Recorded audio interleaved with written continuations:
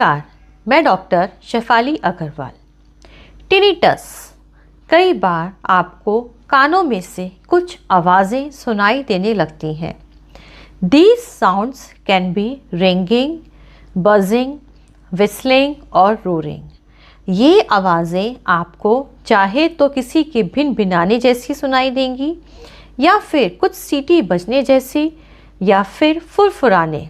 आपको लगेगा कि कान में से कुछ आवाज़ें सुनाई दे रही हैं।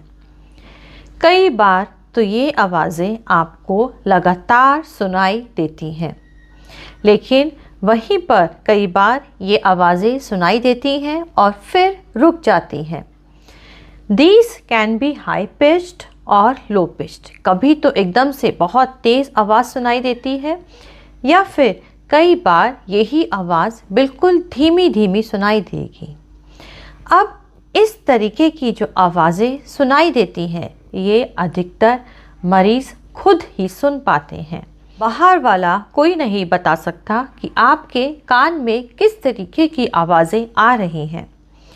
ये आवाज़ें कई बार किसी बीमारी की वजह से आती हैं और अपने आप ठीक भी हो जाती हैं, लेकिन कई बार ये आवाज़ें लगातार आती रहती हैं, जिसकी वजह से आपकी नींद भी डिस्टर्ब हो सकती है। It can also lead to anxiety and depression. आपको लगातार कंटिन्यूस आपके कानों में से कुछ आवाज़ें सुनाई दे रही हैं, जिसकी वजह से आप बहुत ज़्यादा एंशियस या आप बहुत ज़्यादा डिस्टर्ब रहते हैं। आपको किस कारण की वजह से सुनाई दे सकती हैं? तो पहला, hearing loss due to ageing और एक्सपोजर टू लाउड नॉइस। कई बार एजिंग के साथ, बढ़ती उम्र के साथ आपको सुनने की क्षमता धीरे धीरे कम होने लगती है, जिसकी वजह से आपको इस तरीके की या तो भिनभिनाने या फिर सीटी बजने जैसी आवाज़ें कानों में से सुनाई देने लगती है। सेकंड, कई बार हम किसी लाउड नॉइस से एक्सपोजर के बाद भी हमारे कानों में इस तरीके की आवाज़ें सुनाई देने लगती हैं, जैसे गन फायर, बॉम्ब ब्लास्ट या कोई मशीन। इसके लाउड नॉइस के बाद भी हमारे कानों में से आवाज़ें आने लगती हैं। Third, ear infection. यदि आपके ईयर्स में कोई इन्फेक्शन है, उसकी वजह से, वैक्स की वजह से, ईयर वैक्स है, उसकी वजह से भी आपके कानों में से आवाज़ें सुनाई देने लग सकती है। फोर्थ इज हेड और नेक इंजरी।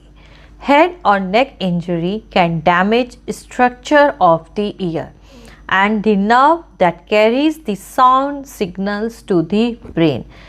यदि उस नर्व पर कोई दबाव पड़ता है जो कि साउंड सिग्नल्स को ब्रेन में लेकर जा रही है, उसकी वजह से भी आपके कानों में से आवाज़ें सुनाई देने लग सकती हैं। Sometime it can also be a side effect of some medication, चाहे वो आइबुप्रोफेन हो या anti cancer, anti malarial drugs.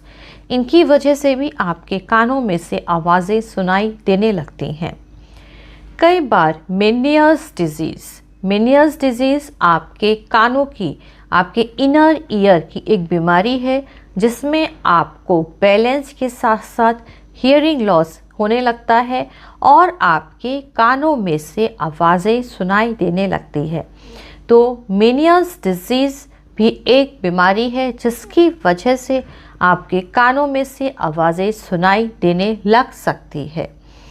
अब होम्योपैथी में आप कौन सी दवाई लेंगे यदि आपके कानों में से आवाज़ें आती हैं? तो मैं अपने वीडियो में आपको सबसे अच्छी होम्योपैथिक दवाइयों के बारे में बताऊंगी। First, homeopathic medicine. यदि आपके कानों में से आवाज़ें सुनाई दे रही हैं which are synchronous with your pulse, ऐसा लगता है जैसे आपकी पल्स मूव कर रही है, उसके साथ साथ आपके कानों में से आवाज़ें आ रही हैं, या फिर इसके साथ साथ मरीज़ आज की ज़िंदगी में, आज की हेक्टिक लाइफ जिसमें बहुत ज़्यादा स्ट्रेस में रहता है, रात को नींद नहीं आती है या फिर कॉन्स्टिपेशन रहता है, मरीज़ बहुत ज़्यादा इरिटेबल है, बात बात पर गुस्सा आ जाता है, तब आप ऐसे मरीज़ों को नक्स वोमिका 1 ml में दें। नक्स वोमिका एक पॉलीक्रेस्ट रेमेडी है। Loud noises are painful and hyperesthesia of the auditory nerve। जो भी कोई चीज़ सुनाई देगी बहुत तेज़ सुनाई देगी, या फिर बहुत ज़्यादा मरीज़ सेडेंट्री लाइफ, किसी से बहुत ज़्यादा सोशल इंटरेक्शन नहीं है, बहुत ज़्यादा देर रात तक जगना पड़ रहा है काम की वजह से, स्ट्रेसफुल लाइफ है, उसके बाद उसके कानों में से भिन भिनाने या फिर कोई सीटी बजने जैसी आवाज़ें सुनाई दे रही हैं, आप ऐसे मरीज को नक्स वोमिका 1 ml पोटेंसी में एक डोज हर हफ्ते लेने को बोलें। नक्स वोमिका एक कॉन्स्टिट्यूशनल रेमेडी है। पेशेंट का जब कॉन्स्टिट्यूशन मैच करता है तब हम नक्स वोमिका को 1 ml पोटेंसी में देते हैं। लेकिन कुछ दवाइयाँ जो हम सिर्फ टिनिटस के बेसिस पर देते हैं, उसमें पहली दवाई है chininum sulph. Chininum sulph, if the loud roaring, buzzing और whistling sound is present with Meniere's disease, या तो Meniere's disease आपके बैलेंस, आपको चक्कर भी आ रहे हैं या आपको हियरिंग में भी प्रॉब्लम है, उसके साथ साथ आपके कानों में से भी आवाज़ें सुनाई दे रही हैं, आप चिनिमम सल्फ को 30 पोटेंसी में दीजिए। 30 पोटेंसी में आप इसको दिन में 3 बार दीजिए।